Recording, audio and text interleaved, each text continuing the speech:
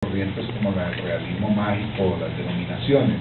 En un momento se han hecho del realismo mágico, el realismo maravilloso, incluso de todo lo que Eduardo ha cuestionado en la industria académica norteamericana. Entonces me gustaría, Eduardo, que hiciéramos como una reflexión más detallada de este punto de vista tuyo, que por supuesto es muy polémico, sobre todo para muchos de los borgianos que creo están aquí.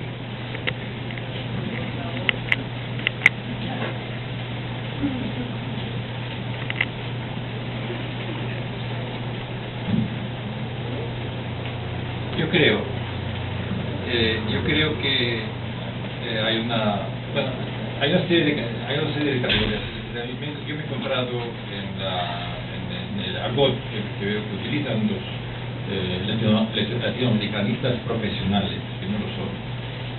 Hay una serie de palabras, y recuerdo dos. Una, obviamente, es realismo mágico.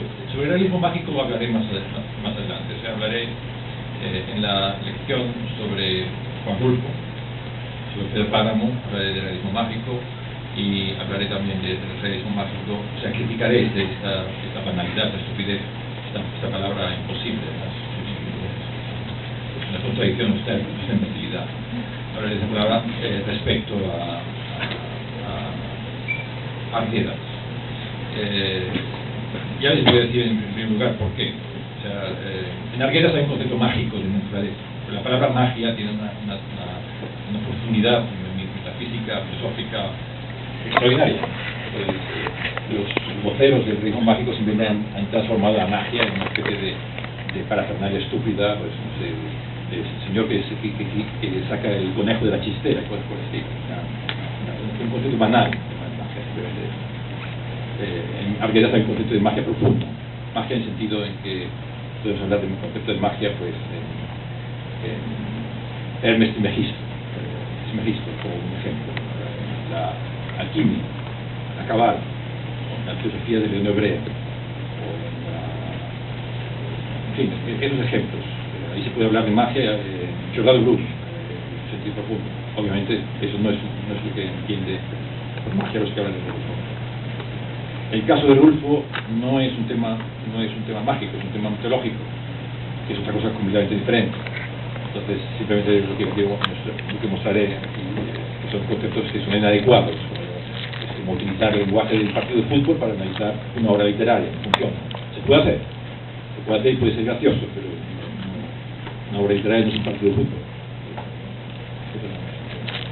Otra categoría más estúpida era clasificar la literatura latinoamericana en términos de boom, el concepto del boom, que es un concepto que ni siquiera se puede decir que sea banal, es un concepto de vendedores de cacahuetes en los malls.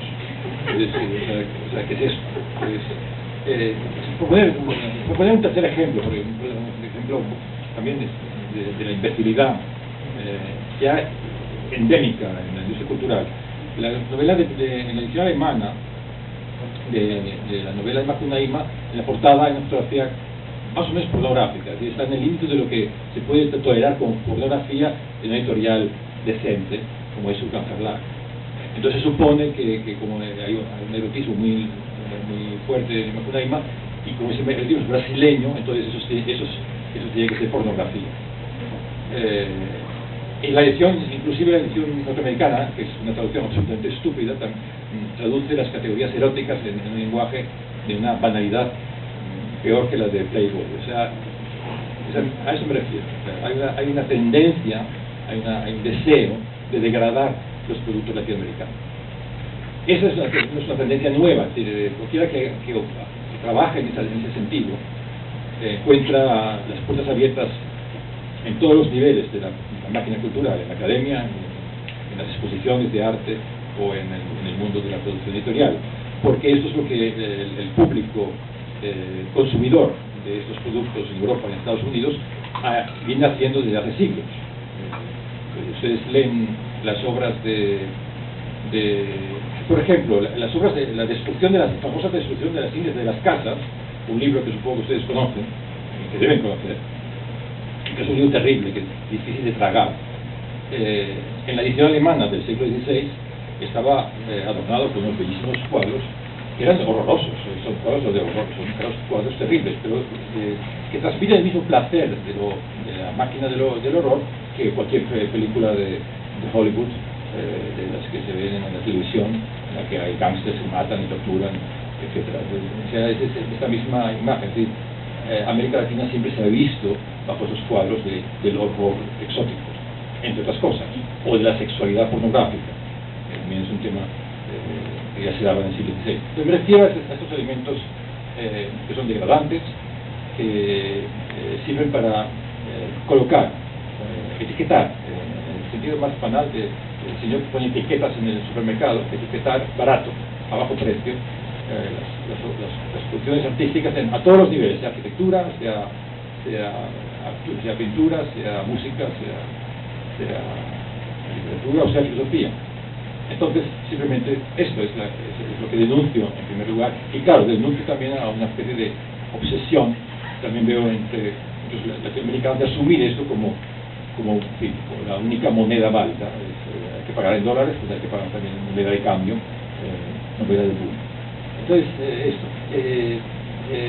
operaciones de una simpleza y de una vulgaridad que llama la atención, ¿no? Yo no sabía que, a veces me cuesta imaginar cómo se puede ser tan insensible, como gente que se supone que son críticos literarios famosos, que son norteamericanos y norteamericanas,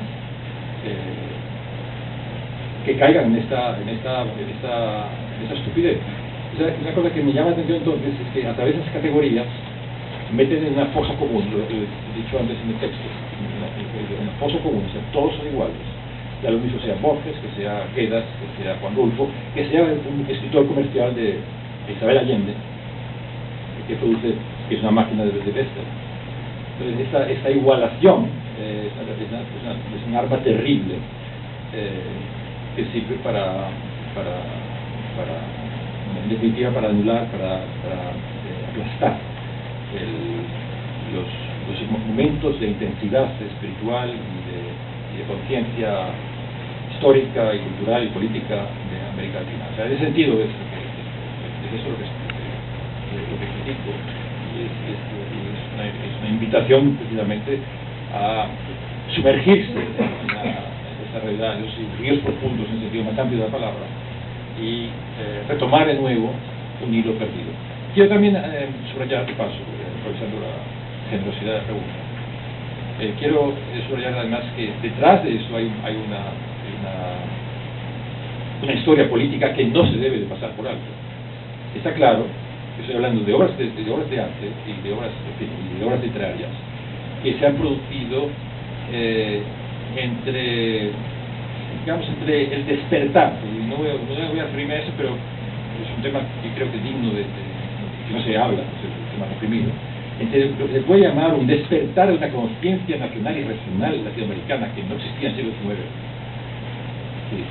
que recién rompe en el comienzo del siglo y recién rompe a partir de la Primera Guerra Mundial, y los fascismos europeos plantados por el colonialismo y el imperialismo norteamericano, los fascismos latinoamericanos implantados y subvencionados y armados hasta los dientes, hasta el día de hoy, por el colonialismo europeo y o sea, norteamericano y el colonialismo subalterno europeo, en la medida que parte de la idea de que Europa no existe ya como entidad política ni cultural propia, es una sombra militar, una extensión militar de Estados Unidos, y cultural, no existe más una cultura europea, pero de todos modos es una potencia económica importante y he tenido esta influencia positiva, irónicamente, en el siglo XX, la segunda mitad del siglo XX. El caso de Arguedas también es muy claro. Arguedas, ahora se habla mucho de él, se ha hecho un homenaje repugnante en Perú, organizado con una perfecta actitud turística, pero Arguedas era un escritor marginal, rodeado de amigos comunistas, y además estaba en las listas de las policías. Inclusive su última esposa estaba en la cárcel, no sé si está en la cárcel ahora, pero estaba en la cárcel por sus vínculos con los hasta hace muy poco tiempo. Es decir, En todos ellos habita un proyecto político. Rulfo todavía hoy es un escritor. El caso de Rulfo es muy interesante, se le llama realismo mágico para poder ignorar la terrible crítica social que encierra todos sus cuentos. Hay cuentos que revuelven el estómago. Pero Pedro Páramo es también una crítica social terrible, es un realismo crítico. Se le puede hablar de un realismo crítico en América Latina, es Juan Rulfo, y analítico en un sentido más profundo. Entonces, lo que quiero señalar también en este contexto político es a partir de la llamada transición democrática de estas dictaduras, o sea, su transformación de estas dictaduras en democracias posmodernas, que se recicla toda esta producción literaria, todo ese proyecto intelectual, que no solamente es literario, también es teórico, se recicla, y se recicla, entre otras cosas, bajo este título de realismo mágico, porque es una manera de neutralizarlo. Entonces, lo quiero plantear, y además, disculpen mi insistencia, pero lo planteo como una tarea urgente. Si no se sale de esa fosa, no será posible pronunciar una palabra. De hecho, ya es difícil pronunciar palabras. Sí, por favor. Un breve comentario. Sí, no, hay varios bloques. Sí. Levantate para que escuchen los compañeros. ¿Quiere agarrarle el micrófono? No, solo que escuchan así nomás. ¿Se oye bien atrás? ¿Se oye bien? ¿Sin micrófono? ¿Se oye? Ok.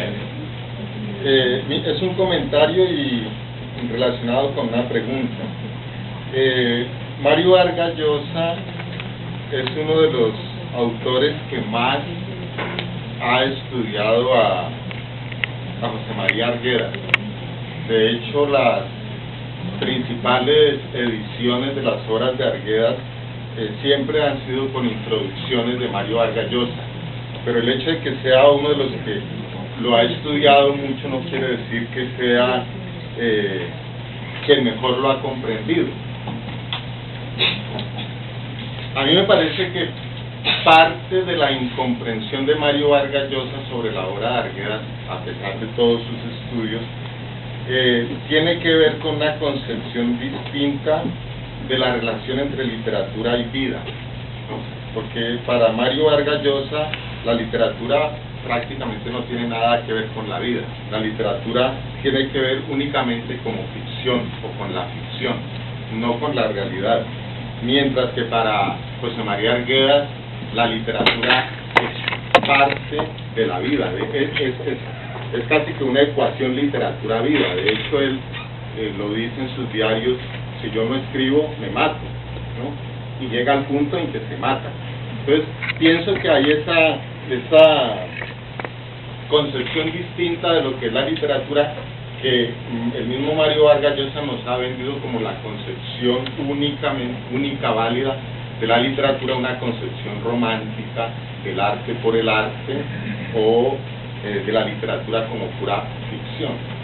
Entonces quisiera que Eduardo, si es posible, nos profundizara un poco en esa relación literatura-vida, literatura-ficción o arte por el arte en la concepción de Vargas Llosa, por oposición a la concepción de Arguedas.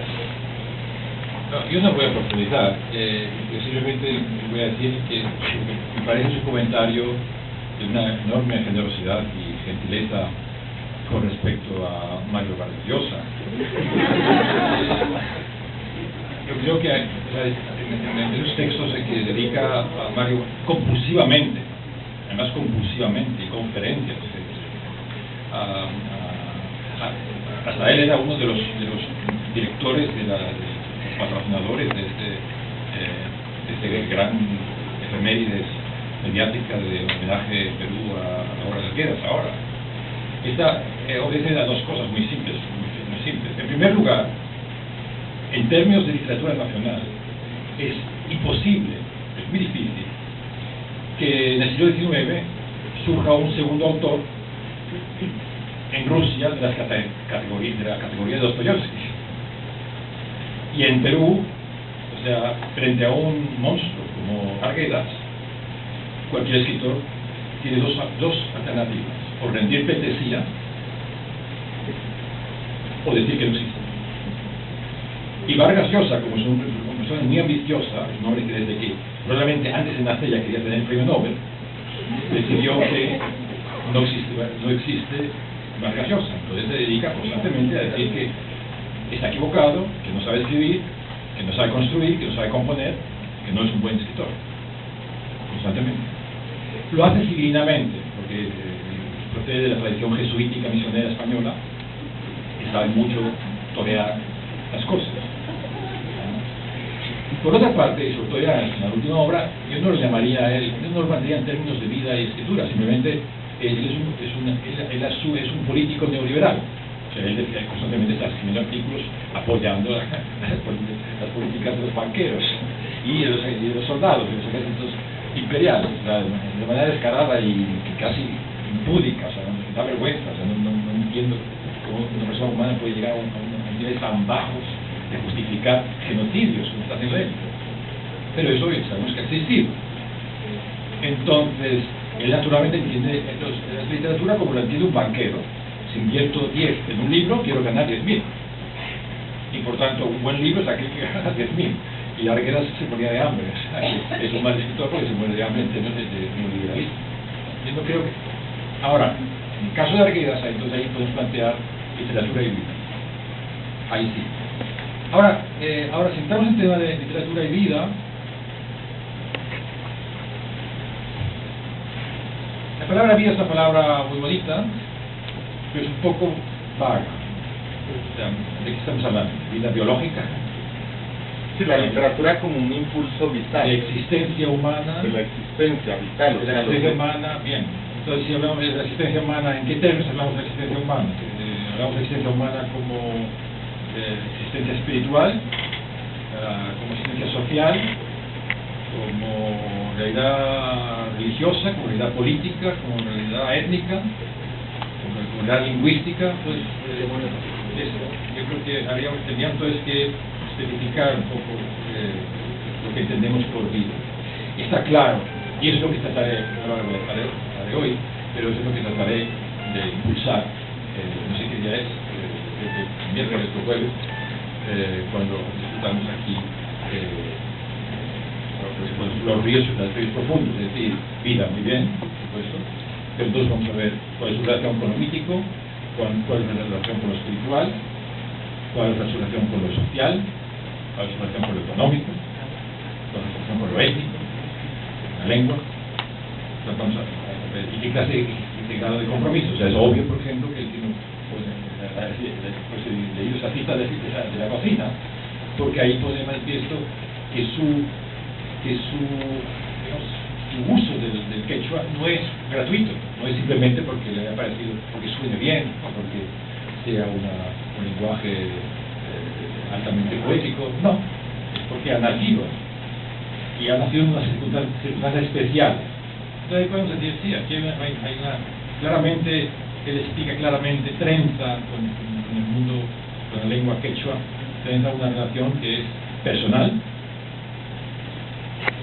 se habla de odio, habla de soledad, habla de su condición de huérfano de madre, él analiza la condición de huérfano y de orfandad, él analiza el concepto de guacho de una manera muy intensa, muy interesante además, y todo eso está articulado con la lengua, pero hay otros aspectos.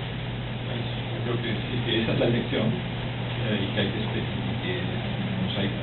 y que es un campo infinito, o sea, yo creo que el concepto de vida es infinito, ¿verdad?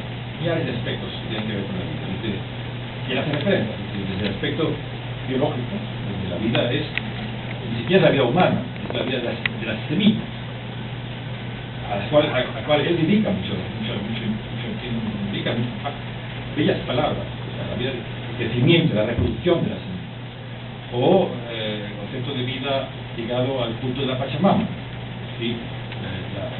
La transformación espiritual, religiosa y mitológica del concepto de vida en una visión de la madre tierra erótica que se reproduce, mantenedora de la vida, el principio amoroso que permite su reproducción. Gracias.